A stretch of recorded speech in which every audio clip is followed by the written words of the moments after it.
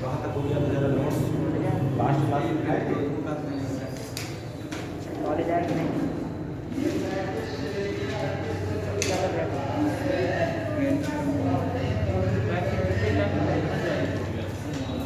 कब तक लिखने के लिए जाओगे?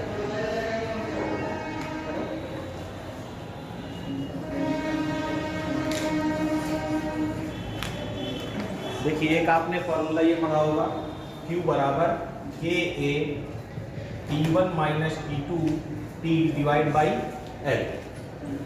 Q यहाँ पर क्या थी? ऊष्मा। अभी पहली क्लास है उस साल ना? अच्छा। Q क्या थी? प्रवाहित ऊष्मा। K क्या है आपका? ऊष्मा चालकता गुणांक।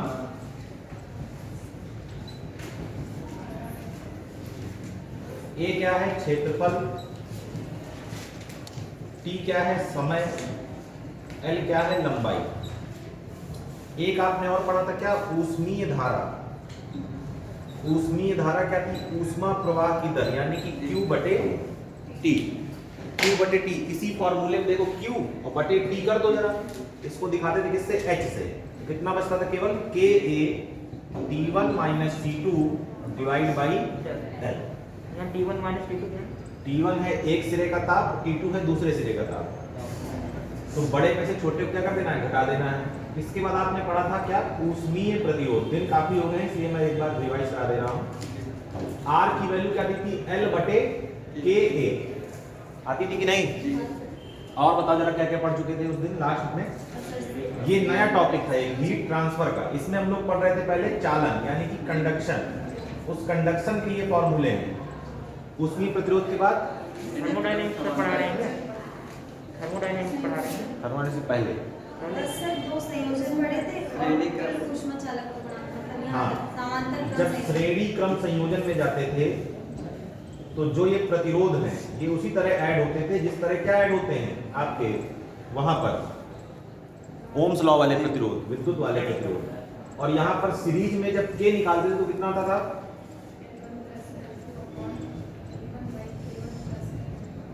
Plus L2 by K2।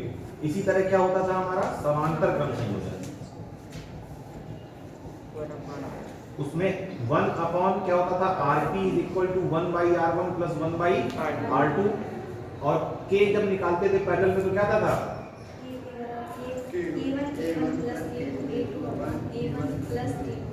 Upon A1 plus A2। जो लोग नहीं आए थे वो इन सब फॉर्मूलों को नोट कर लें। क्यों बाबूजी, क्या हाल है? भैया कहाँ आज ठंडी का मैं क्या बहन के नहीं आए सिस्टम। तो नए सर से आप लोग परिचित हो चुके होंगे बायो वाले। अच्छा उन्हीं का स्वागत कर दिया क्या फूल माला से? नो सर आपके लिए लाए थे। अच्छा नहीं वो पुराना है सर, झूठ बोल रही है।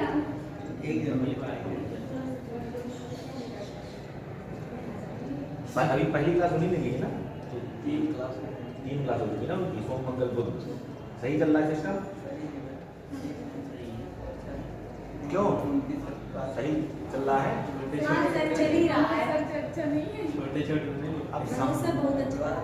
अब संभव ही नहीं है। अब यही गिने चुने लोग हैं। बायो की वैसे ही बहुत ज़्यादा कमी है, उसमें भी ये बस जो सर मनोज सर ने अच्छा नहीं किया, वो छोड़ कर चले गए। मनोज सर यहाँ जो है चिल्लर बटवारी में।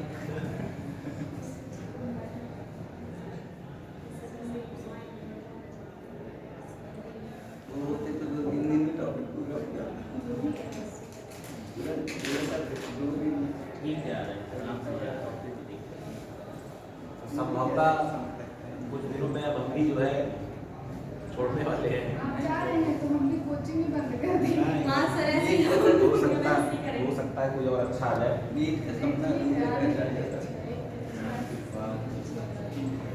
है कि नहीं? हो सकता है कोई और अच्छा आ जाए। आप वहाँ जा रहे हैं? बैग इतने ज़्यादा है कि समझ नहीं मिल पाता। मैंने कहा बाटा छोड़ के जा रहा है। छोड़ दे, कोई दिक्कत नहीं, बाटा बस में छोड़िए। 1 घंटा नहीं, ये जो है 1 घंटा नहीं है, 3 घंटे बर्बाद होते हैं, समझिए इस बात को। 1 घंटे के इस पीछे क्लास का टाइम है 9:45 से 11:15, तो 9 से 10 गया, 10 से 11 गया और 11 से 12 गया, है कि नहीं? बड़ा यहाँ का टाइम बहुत खराब है ना। या तो ये 10 से 11 कर दें या 11:30 कर दें, या ये 9 से कर दें, पता नहीं कैसा टाइम लगाए हुए हैं, 9:45 करे हुए हैं, यहाँ का खराब वहाँ का खराब।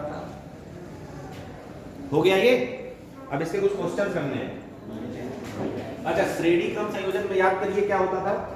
एक यहाँ पर चालक लेते थे और यहाँ से एक चालक को जोड़ देते थे। ये एक होता था इसका K1, इसका K2, यहाँ का T1, यहाँ का T2, और ये बीच का ताप क्या होता था? थीटा। इसको क्या बोलते हैं? संधि ताप। क्या होता था ये? संधि ताप। ठीक। श्रेणी क्रम की खास बात क्या थी कि ऊष्मा जो प्रवाहित होती है वो दोनों में क्या होती है? बराबर। क्लियर है? अब इन्हीं पर आधारित कुछ प्रश्न कर लेते हैं, फिर आगे बढ़ते हैं। आज पढ़ना विकिरण।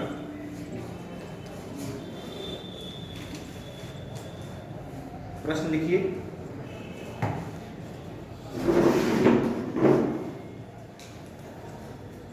बोले लिखिए 75 सेंटीमीटर लंबी 75 सेंटीमीटर लंबी व 10 की घाते -2 मीटर स्क्वायर व 10 की घाते -2 मीटर स्क्वायर अनुप्रस्थ काट की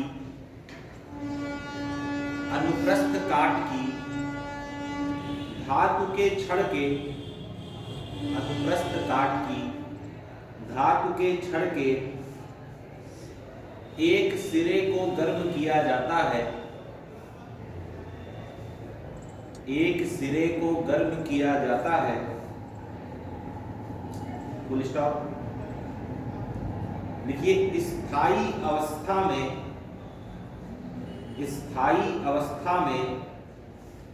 छड़ के सिरों का तापांतर, स्थायी अवस्था में छड़ के सिरों का तापांतर 90 डिग्री सेल्सियस है।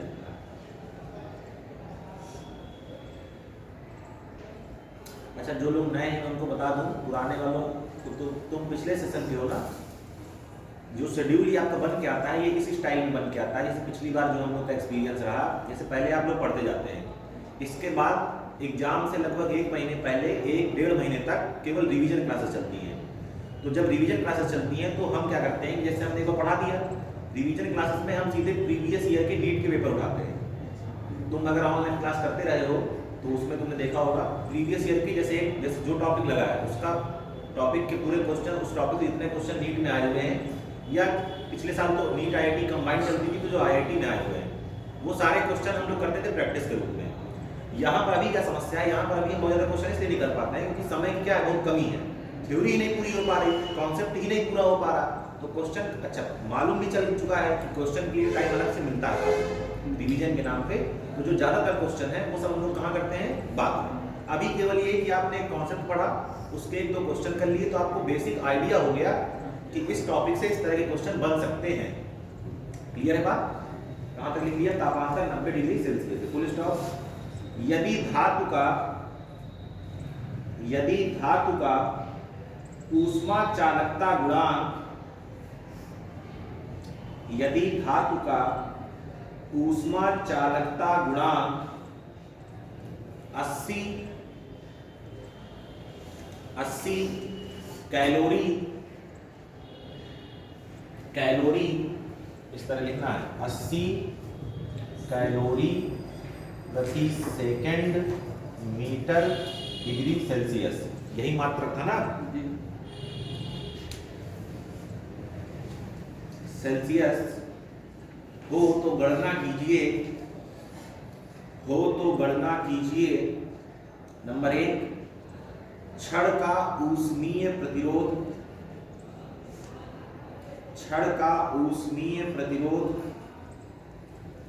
नंबर 2,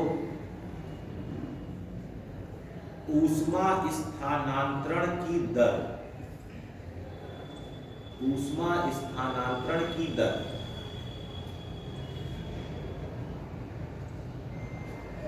ठीक, अगर समझिएगा इस क्वेश्चन में, इस जितने भी चैप्टर क्वेश्चन है उसमें एक चीज आपको हमेशा दिमाग में रखनी है, ये आपको के की वैल्यू दी हुई है।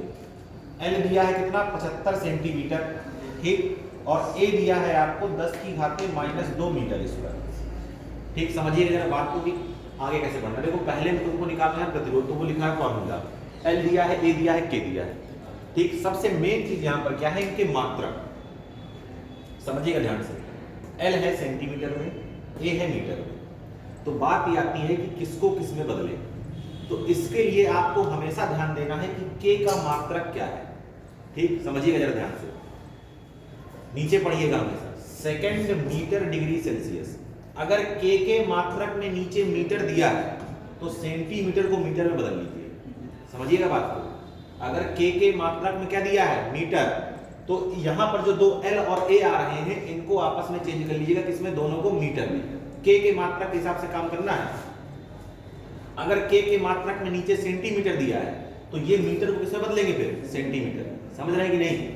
जो मात्रक के का होगा नीचे वाला, ये मीटर वाला मतलब दूरी वाला, उसी हिसाब से आप इन दोनों को चेंज करेंगे। जैसे ये मीटर है तो ये मीटर को छोड़ दीजिए, सेंटीमीटर को मीटर में बदल लीजिए। अभी एक क्वेश्चन कराएंगे जिसमें यहाँ पर सेंटीमीटर होगा, तो सेंटीमीटर को छोड़ देंगे, मीटर को सेंटीमीटर में बदल देंगे। हमें इसके हिसाब से काम करना है। बात समझ रहे हैं, नहीं समझ रहे हैं? इसके साथ कोई छेड़खानी नहीं करनी। ये नहीं कि ये सेंटीमीटर दिया तो उसको मीटर बदलने चले गए, बदलने आंसर गलत नहीं आएगा, लेकिन आपको क्या हो जाएगी, ज्यादा समस्या हो जाएगी। बात समझ रहे हैं? के का मात्रक देख लीजिए। दूसरी चीज, यहाँ पर ऊष्मा के मात्रक में दो चीजें हो सकती हैं, या तो कैलोरी और या तो जूल।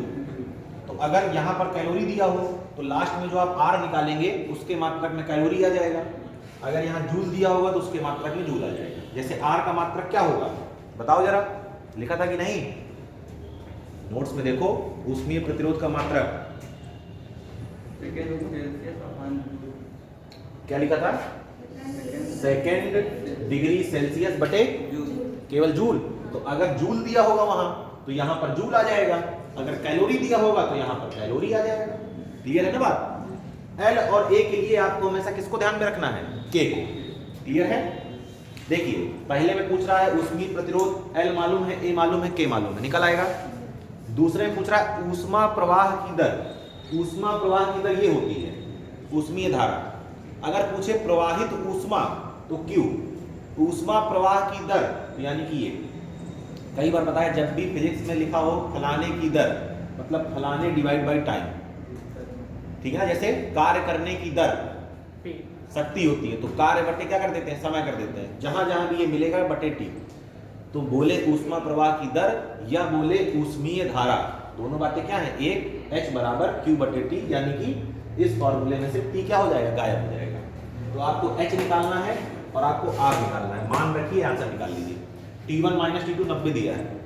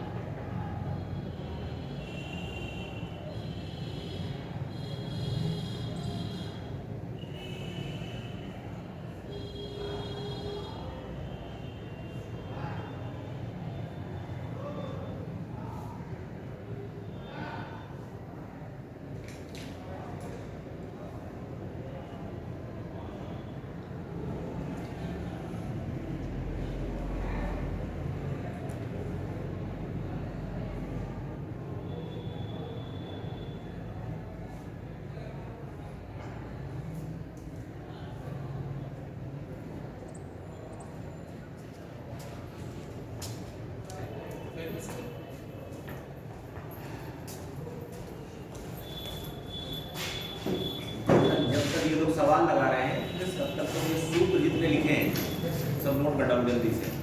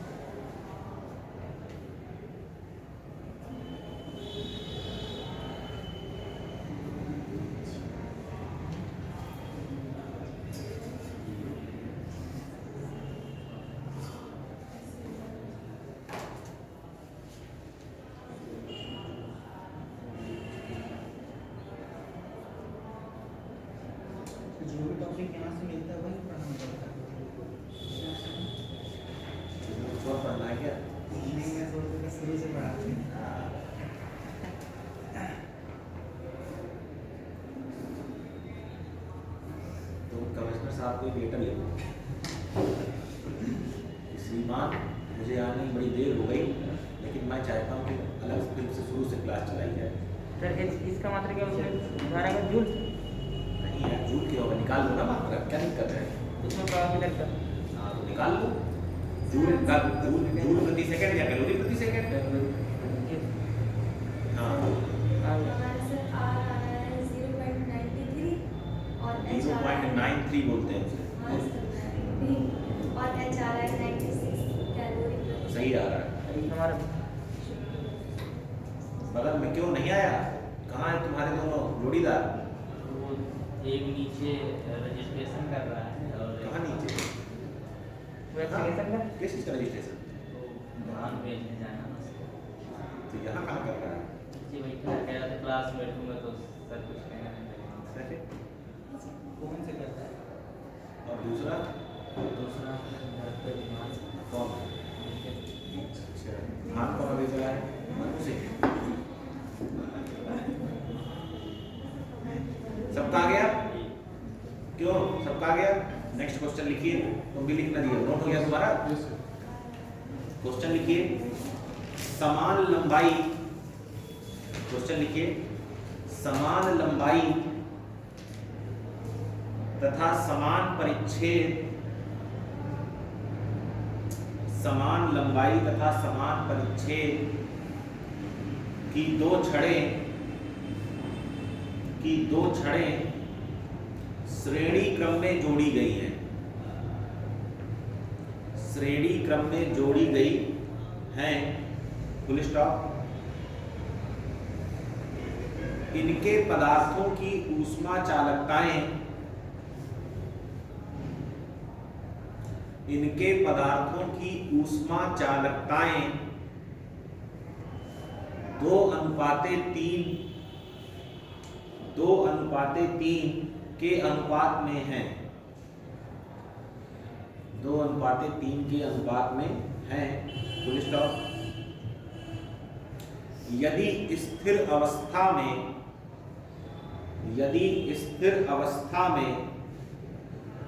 खुले सिरे के ताप, स्थिर अवस्था में खुले सिरे के ताप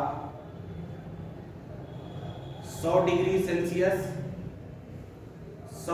सेल्सियस तथा 20 डिग्री सेल्सियस हो तो संधि के ताप की गणना कीजिए, तो संधि के ताप की गणना कीजिए, तो संधि के ताप की गणना कीजिए।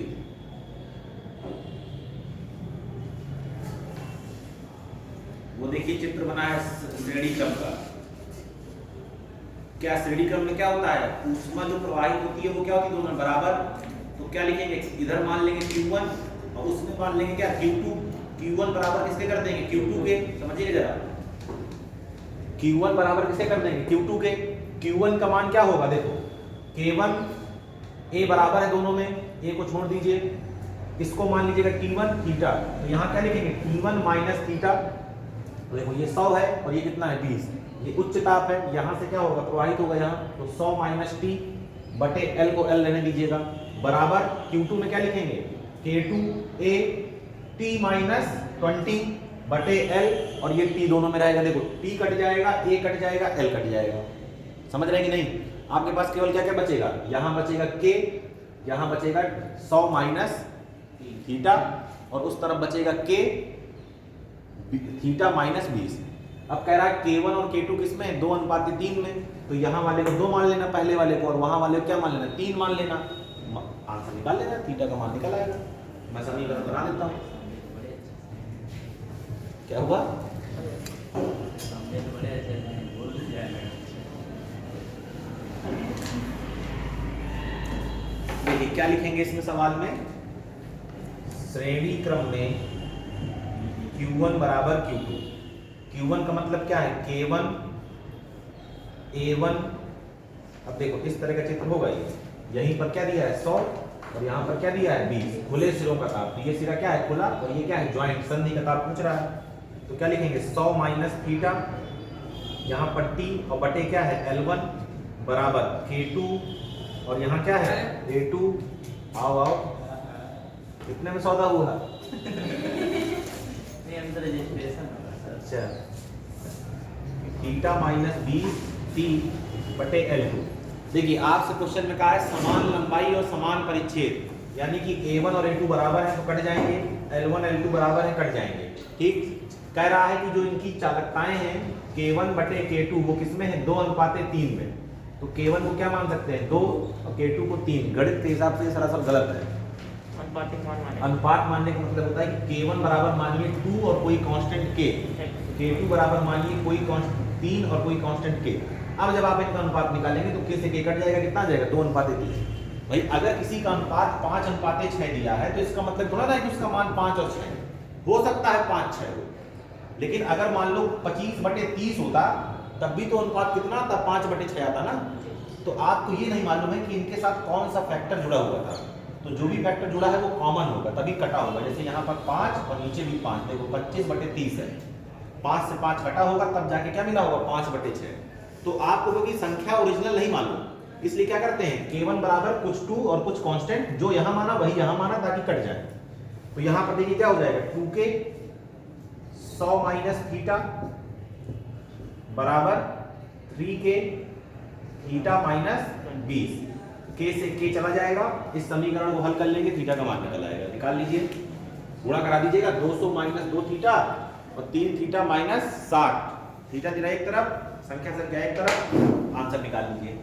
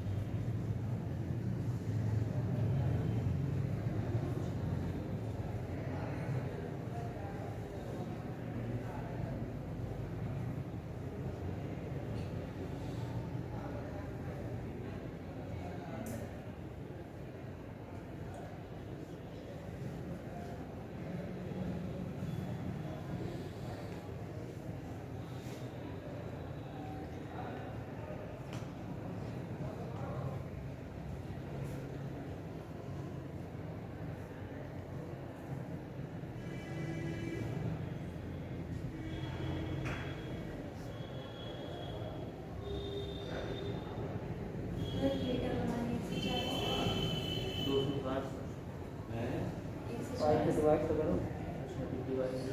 कितना निकाला जी? सर 140 आया और सही कितना? नहीं, गलत है, 52 सही है।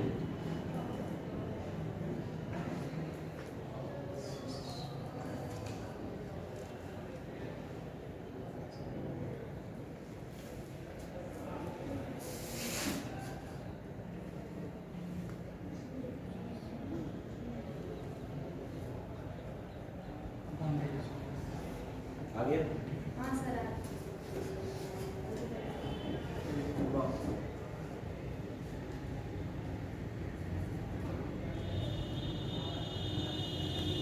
ये सबका आ गया। नेक्स्ट क्वेश्चन लिखिए। लिखिए 20 सेंटीमीटर लंबी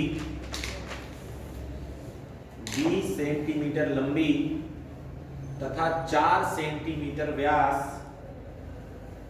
20 सेंटीमीटर लंबी तथा 4 सेंटीमीटर व्यास वाली तांबे की छड़ के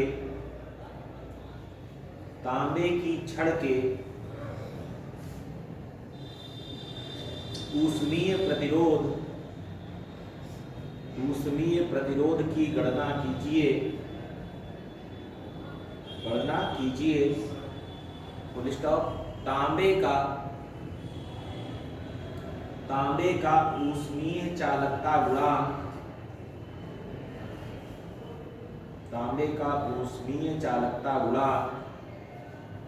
देखिए 9.2 गुणे 10 की घाते माइनस 2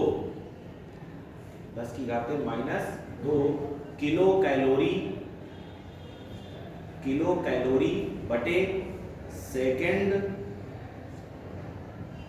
मीटर डिग्री सेल्सियस। ठीक, 9.2 इंटू 10 की पावर -2 किलो कैलोरी बटे सेकेंड मीटर डिग्री सेल्सियस। ठीक है, बाकी कैलोरी था वो किसमें दिया, किलो कैलोरी। आगे लिख लीजिए फुल स्टॉप। ऊष्मा संचरण की दर ज्ञात कीजिए, ऊष्मा संचरण की दर ज्ञात कीजिए यदि छड़ के सिरों का तापांतर, यदि छड़ के सिरों का तापांतर 50 डिग्री सेल्सियस हो, 50 डिग्री सेल्सियस हो। देखिए जिस तरह का पहला क्वेश्चन था बिल्कुल उस तरह का क्वेश्चन है। अंतर क्या है, वहां सीधे सीधे क्षेत्रफल दिया था, यहाँ व्यास दिया है। व्यास का आधा कर देंगे क्या मिल जाएगी, त्रिज्या। तो कितनी हो जाएगी, 2 सेंटीमीटर। ठीक है ना, और त्रिज्या मालूम है, क्षेत्रफल निकालना है, a बराबर पाई r स्क्वायर। मात्रक में ध्यान देंगे, k के मात्रक में क्या दिया है, नीचे मीटर, क्या दिया है, मीटर। तो दोनों किसमें बदलना है, किलो कैलोरी को किलो कैलोरी में बदलेंगे।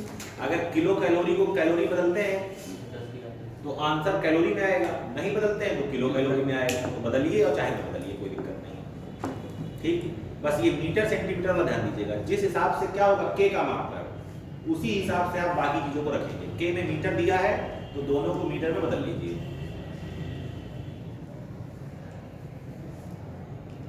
पहले में R निकालना है, R का फॉर्मूला लिखा है L बटे KA।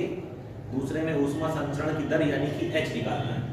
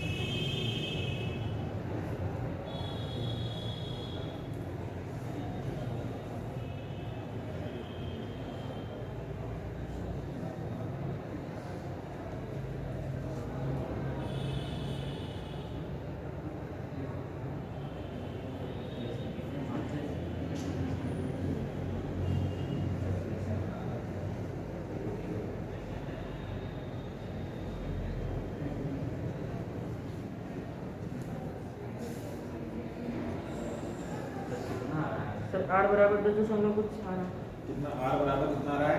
10.7 सर हमारा 1.73 into 10 to the power कितना आ रहा है? फिर से बोलो जरा। 1.73 into 10 to the power। ये तो कैलकुलेटर वाला आंसर हो गया। सर हाँ तो सर आंसर तो है 10 की पावर 3। प्लस का हाँ हाँ सही आ रहा है। हाँ तुम्हारा कितना आ रहा है पवन? 10.7 10.7 मतलब 160 नहीं। थोड़ा और कैलकुलेशन से करो, कैलकुलेटर से ही कर लो, थोड़ा टफ है कैलकुलेशन। हाँ तो आप आगे सॉल्व करिए, नेक्स्ट वाला एच को निकालिए। एच कितना? एच आ गया तुम्हारा? मैंने पहले अरे बाप रे, कितना आ रहा है? एच कितना आ रहा है? नहीं, गलत आ रहा है। 28.8 और माइनस 3 28.8 10 की पावर माइनस -3 ये सही आ रहा है।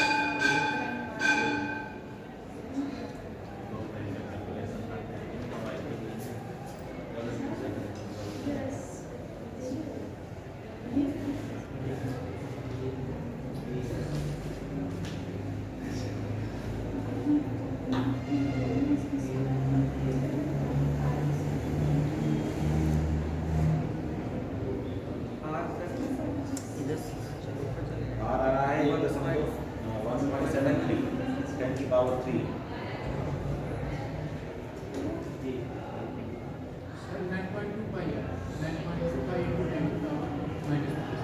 किसमें? 9.2 पूरा कैलकुलेट करो। 28.8 इंटू 10 की पावर -3। हाँ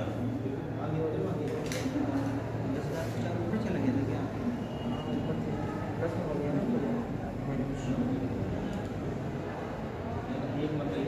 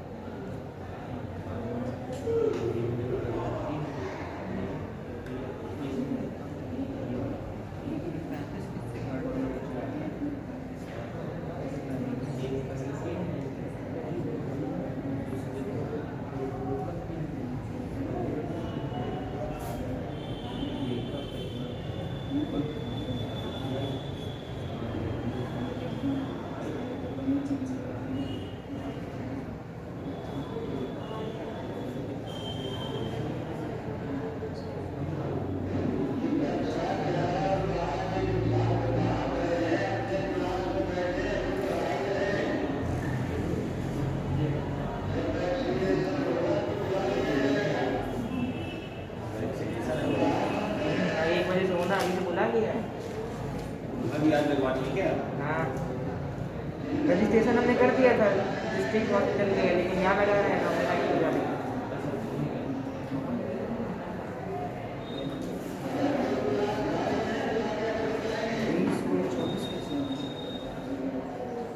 जैसे आए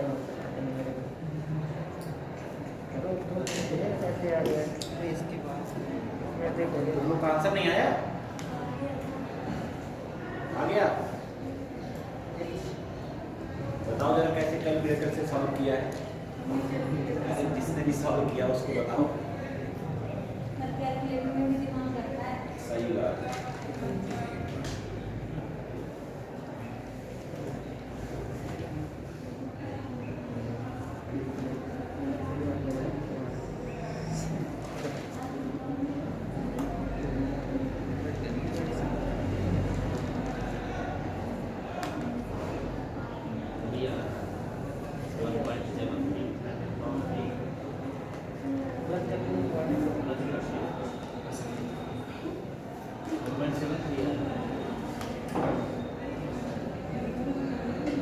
आ गया? बनाया? 1.7 आ रहा होगा। एच तो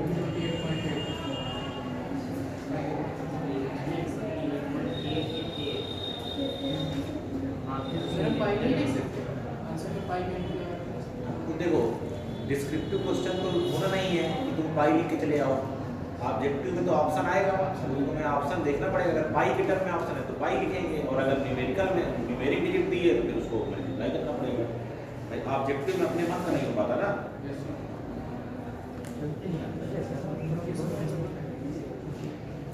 एक और क्वेश्चन लिखिए,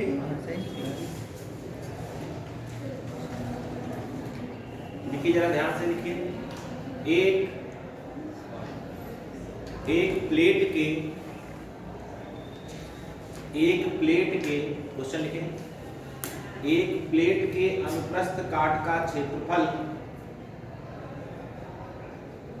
एक प्लेट के अनुप्रस्थ काट का क्षेत्रफल 100 सेंटीमीटर स्क्वायर, 100 सेंटीमीटर स्क्वायर तथा मोटाई 2 सेंटीमीटर है, तथा मोटाई 2 सेंटीमीटर है, फुल स्टॉप। इसका ऊष्मा चालकता गुणांक, इसका ऊष्मा चालकता गुणांक 2 × 10 की घाते -4, 2 × 10 की घाते -4 कैलोरी प्रति सेकंड, कैलोरी प्रति second centimetre degree Celsius, calorie बटे सेकंड सेंटीमीटर डिग्री सेल्सियस है, फुल स्टॉप। प्लेट के दोनों सिरों के बीच, प्लेट के दोनों सिरों के बीच तापांतर 50 डिग्री सेल्सियस है, 50 डिग्री सेल्सियस है। तो गणना कीजिए, तो गणना कीजिए कि 10 घंटे में, 10 घंटे में इस प्लेट से कितनी ऊष्मा प्रवाहित होगी, कितनी ऊष्मा प्रवाहित होगी।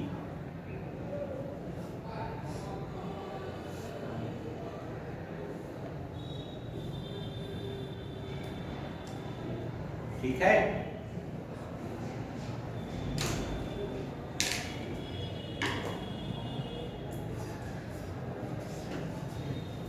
क्या मात्रा बदलने की आवश्यकता है? कहीं सब सेंटीमीटर में है, फर्स्ट क्लास काम है। बस घंटे को किस बदलना है? सेकंड। बदल के क्यू निकालना है आपको, बाकी सब दिया हुआ है। के दिया हुआ है, ए दिया हुआ है, टी दिया हुआ है, टी माने समय, और एल दिया हुआ है जो मोटाई है, किसका काम करेगी? एल। कर ले जरा, क्या हुआ? ठीक, कौन सा बॉल है?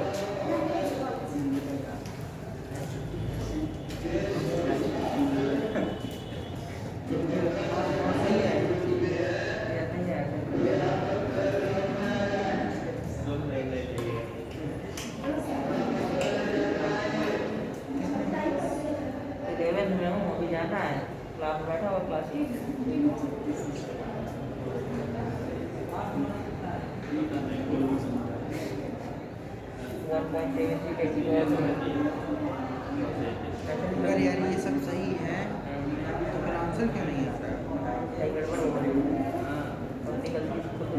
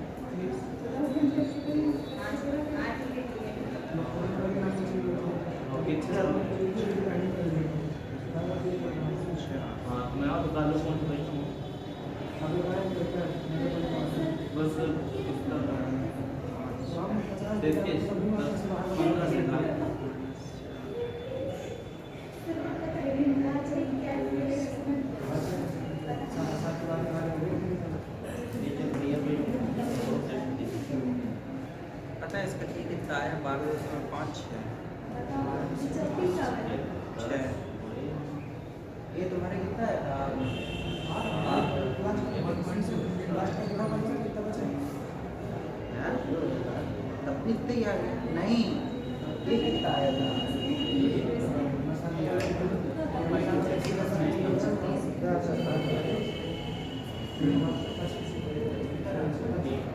1.7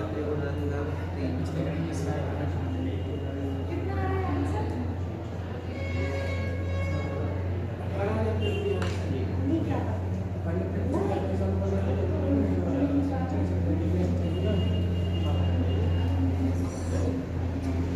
आ गया बहुत भयंकर आ रहा है बहुत भयंकर आ रहा है कितना भयंकर सर 180 में 10 निकाल 2 18,000 18,000 लिख लीजिए लिख दिया नहीं 18,000 कैलोरी या 18 किलो कैलोरी भी लिख सकते हैं सही है ना जैसे आंसर सबका आ गया है आसानी से आ गया होगा हेलो 18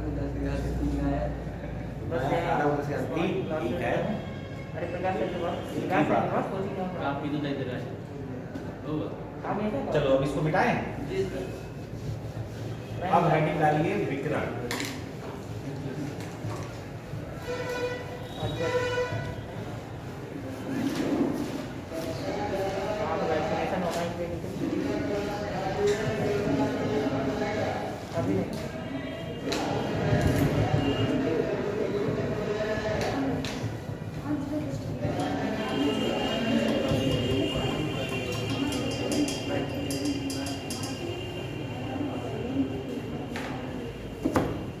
देखिए आपको बताया गया था कि ऊष्मा संचरण के 3 तरीके होते हैं चालन संवहन और विकिरण चालन पढ़ चुके संवहन अपने सिलेबस में बहुत कम है संवहन के कुछ एग्जाम्पल मैं आपको बता दूं जैसे कमरों में रोशनदान ऊपर लगाए जाते हैं क्यों जो गर्म हवा होती है किस लिए लगाए जाते हैं ताकि वेंटिलेशन बना रहे गर्म हवा होती है वो हल्की होती है वो कहाँ जाती है ऊपर बाहर ठंडी हवा नीचे इसी पे काम करता है आपका क्या एयर कंडीशनर आप देखेंगे एसी हमेशा कहाँ लगाते हैं ऊपर लगाते हैं ऊपर क्यों लगाते हैं ताकि जो गर्म हवा ऊपर टहल रही है उसे वो कहाँ फेंक दे बाहर आपने देखा होगा एसी के 2 भाग होते हैं ना एक अंदर लगा रहता है जो ठंडी हवा देता है एक बाहर जो गर्म हवा को बाहर निकालता है तो वो कहाँ से निकालता है कमरे की जो गर्मी होती है उसको वो क्या करता है बाहर फेंक देता है तो गर्म हवा कहाँ होती है ऊपर इसलिए हमेशा खिड़कियाँ या एसी कहाँ लगाई जाती हैं ऊपर लगाई जाती हैं क्लियर है अब एक एसी आती है विंडो एसी जो यहाँ खिड़की पे लगती है तो हमेशा विंडो एसी की जो कूलिंग पावर है वो हमेशा स्प्लिट एसी से जो ऊपर वाली होती है उससे हमेशा कम होती है स्प्लिट एसी कमरे को ठंडा जल्दी करती है और देर तक कमरा ठंडा रहता है क्यों क्योंकि वो ऊपर से ठंडा करती है विंडो एसी केवल इस लेवल पे ठंडा करती है समझ रहे हैं कि नहीं तो जो गर्म हवा ऊपर होती है वो थोड़ी देर बाद फिर नीचे आ जाती है तो ये सब क्या है कुछ इसके एग्जाम्पल है संवहन के जहां पर कण जो है क्या हो रहे हैं प्रतिस्थापित हो रहे हैं गर्म ऊपर जा रहा है ठंडा नीचे आ रहा है चालन में ऐसा नहीं था चालन में क्या था चालन में क्या था टक्कर हो रही थी उसको आपने गर्म किया उसने बगल वाले को टक्कर मार के अपना क्या दे दिया ताप दे दिया कि चल भैया अब बगल वाले को मार उसको टक्कर सभी कण कहाँ थे अपनी जगह पर केवल बस बगल वाले को क्या दे रहे थे ऊष्मा दे रहे थे तो एक जगह से दूसरी जगह ऊष्मा जा रही थी यहाँ पर कण क्या हो रहे हैं ऊपर नीचे गति कर रहे हैं एक और इसके एग्जाम्पल आपने सुना होगा वो जल समीर और स्थलीय समीर सुना है कि नहीं सुना अरे वो समुद्र की ओर चलने वाली हवाएं जल समीर स्थल समीर ये सब किसके एग्जाम्पल हैं संवहन के संवहन की कोई मैथमेटिकल थ्योरी नहीं है ठीक अब आ जाते हैं विकिरण पे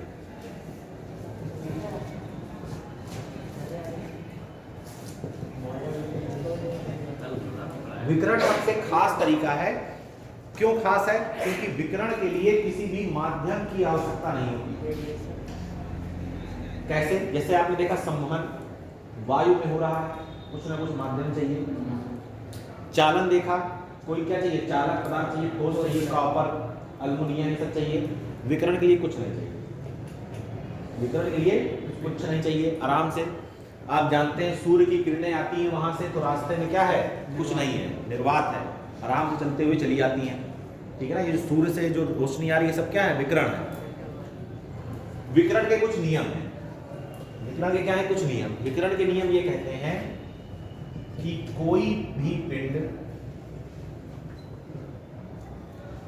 सभी तापों पर ऊष्मा का उत्सर्जन करता है। मतलब ये कुछ भी जो भी यहां पर है ये सब ऊर्जा का उत्सर्जन कर रहे हैं। क्या कर रहे हैं? सब ऊर्जा क्या कर रहे हैं? ऊष्मा का उत्सर्जन कर रहे हैं। जो इनका उत्सर्जन है वो निर्भर करता है किस पर? पदार्थ पर। किस पर निर्भर करता है? पदार्थ पर। दूसरा नियम क्या है? कोई भी पिंड सभी तापों पर ऊष्मा का अवशोषण करता है। अवशोषण करता है। और ये जो इसका अवशोषण है ये किस पर निर्भर करता है? पदार्थ। कोई पदार्थ ज्यादा अवशोषण करेगा, कोई कम करेगा, कोई ज्यादा उत्सर्जन करेगा, कोई कम करेगा, लेकिन करेंगे सब। जैसे एग्जांपल समझिए, मान लीजिए वातावरण का मतलब जहां हम लोग हैं, मान लीजिए वातावरण का जो ताप है वो बड़ा है किसके? वस्तु के ताप से। वातावरण का जो ताप है वो वस्तु के ताप से क्या है? बड़ा। ठीक है, इसका एग्जांपल मैं आपको देता हूं। एक ठंडे पानी की बोतल फ्रिज से निकालिए और बाहर जाके रख दीजिए। वातावरण क्या है? गर्म, ताप ज्यादा है। पानी की बोतल का ताप क्या है? कम। तो होगा क्या? अवशोषण भी होगा, उत्सर्जन भी होगा। जो वस्तु है वो क्या करेगी? अवशोषण। जो वातावरण है वो क्या कर रहा है? उत्सर्जन। तो इस कंडीशन में वस्तु का ताप क्या होगा? बढ़ेगा कि घटेगा? वस्तु भी उत्सर्जन कर रही है।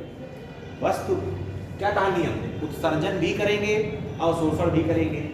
ठीक है, अब डिपेंड किस पे करेगा? मान लीजिए वातावरण का ताप क्या है? वस्तु के ताप से ज्यादा। तो जो वस्तु का अवशोषण है, जो वस्तु का क्या है? अवशोषण, वो ज्यादा होगा किससे? उत्सर्जन से। भाई ऊष्मा कहां से प्रवाहित होगी? उच्च ताप से निम्न ताप। तो अवशोषण ज्यादा होगा, उत्सर्जन क्या होगा? कम होगा, लेकिन होगा जरूर। तो जब अवशोषण वस्तु ज्यादा करेगी, उत्सर्जन कम करेगी, तो उसका ताप क्या होगा?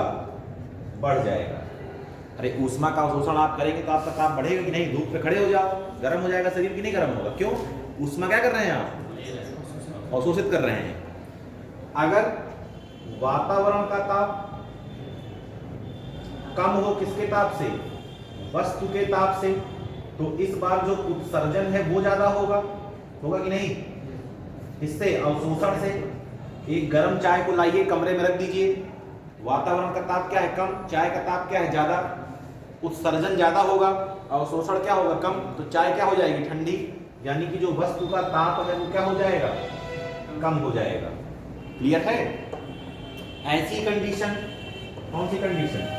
जिसमें उत्सर्जन और अवशोषण दोनों क्या हो जाए? बराबर। इस कंडीशन में जो वस्तु का ताप है वो क्या हो जाएगा? कांस्टेंट। क्या हो जाएगा? कांस्टेंट। मतलब जितना उसने अवशोषण किया उतना क्या कर दिया? उत्सर्जन कर दिया। कैसे? गरम चाय बनाइए, रख दीजिए, थोड़ी देर तक पहले थोड़ा कम ठंडी, फिर और ठंडी, फिर और ठंडी, होते होते होते होते एक सैचुरेशन की अवस्था में आ जाएगी। फिर ना तो उससे गर्म होगी और ना उससे क्या होगी? ठंडी होगी। उस कंडीशन में क्या है? जितना उत्सर्जन उतना ही अवशोषण। तो वस्तु का ताप क्या हो जाएगा? कांस्टेंट हो जाएगा। मेन बात क्या है? हर वस्तु ऊष्मा का उत्सर्जन भी करती रहती है, अवशोषण भी करती रहती है। कौन ज्यादा होगा, कौन कम होगा, ये निर्भर करता है वातावरण पर। अगर वातावरण गर्म है तो अवशोषण ज्यादा कर लेंगे, वातावरण ठंडा है तो उत्सर्जन ज्यादा कर देंगे। बात क्लियर है? लेकिन होंगी दोनों चीजें। ठीक, इसको नोट कर लीजिए यहां से यहां तक।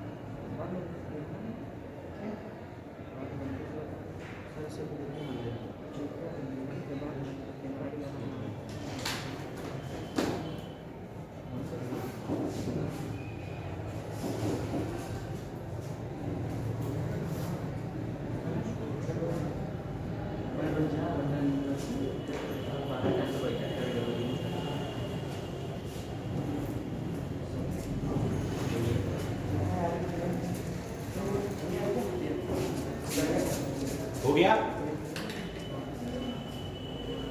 सर हाँ। वो वहाँ पर क्या लिखा है? कहाँ पर? पिंड और सभी के बीच। ये एक कटा हुआ है जी।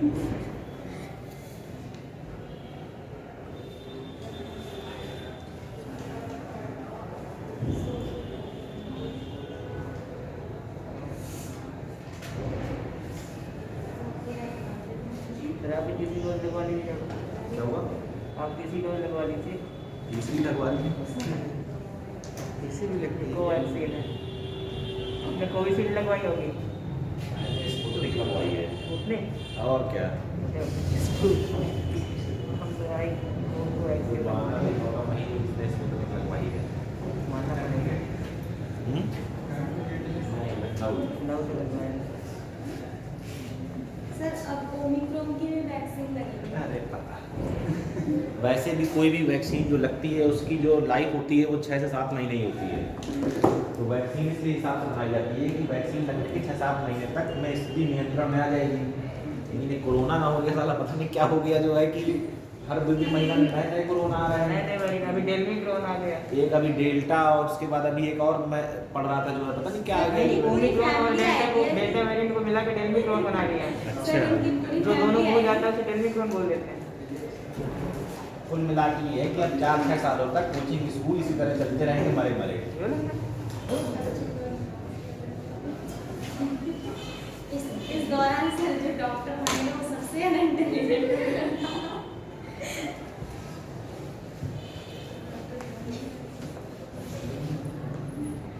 यूसुफ सर अभी नहीं आई, चुनाव से पहले नहीं आई थी इसीलिए। जब एग्जाम मकर संक्रांति के पहले पहले लॉकडाउन लगेगा, देखते जाओ। सच में अरे सर चुनाव आते आते तक सब ऐसे ही चलेगा।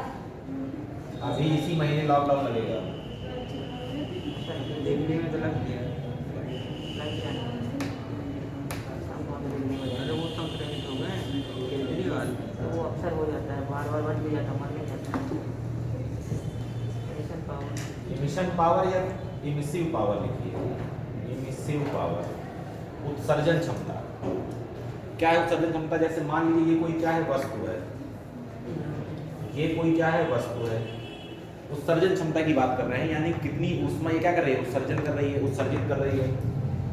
तो देखो ये बताइए मुझे,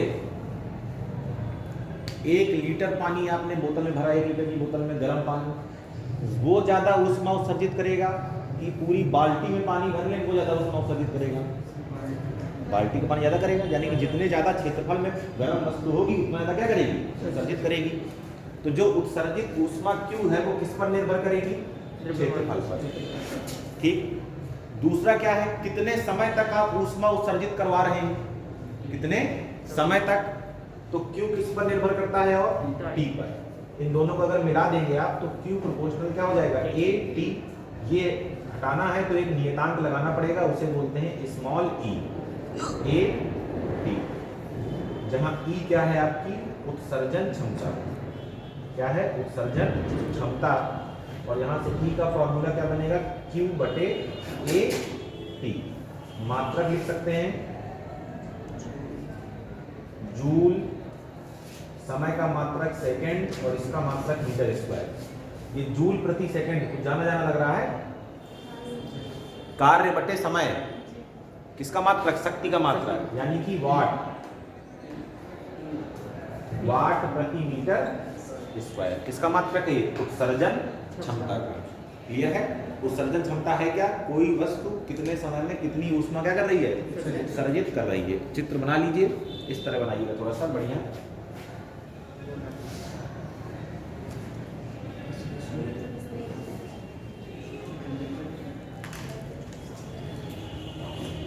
ये बिल्कुल कोरोना का ही डायग्राम लग रहा है ना? कोरोना का पहले दिखाते हैं न्यूज में, खूब बड़ा सा लग रहा है। एक दिन हमारी मम्मी कह रही है इतना बड़ा है कोरोना। ऐसे आ जाता है। सर काफी सुंदर भी लगता है।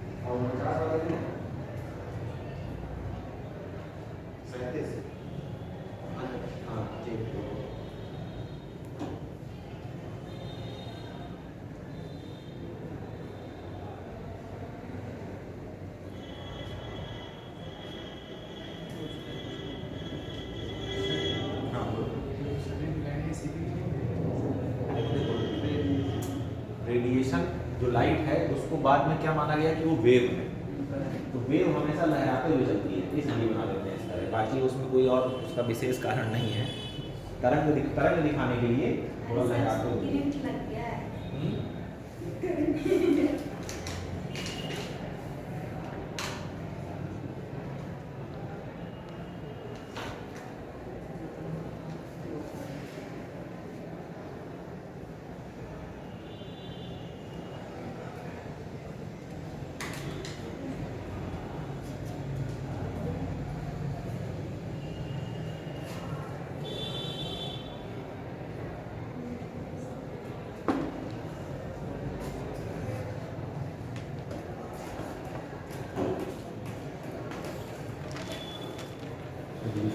सही लिखो, कोई वस्तु जितनी ऊष्मा उत्सर्जित करती है वह उसकी उत्सर्जन क्षमता कहलाती है।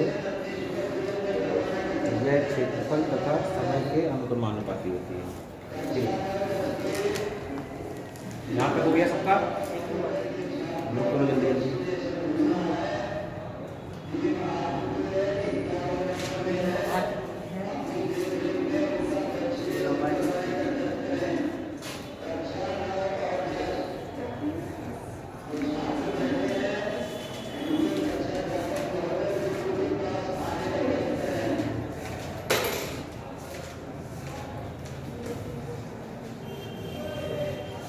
नई ऐड डालिए अवशोषण क्षमता।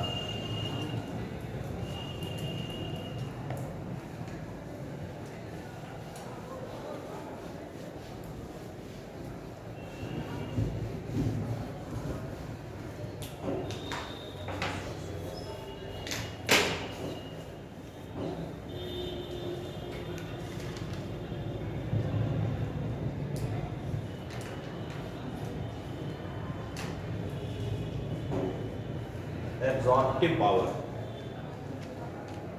देखिए इसको अवशोषण क्षमता क्या होती है,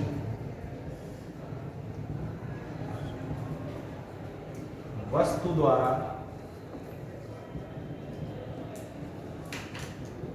अवशोषित ऊष्मा और वस्तु पर आपतित ऊष्मा का जो अनुपात है वो क्या कहलाता है?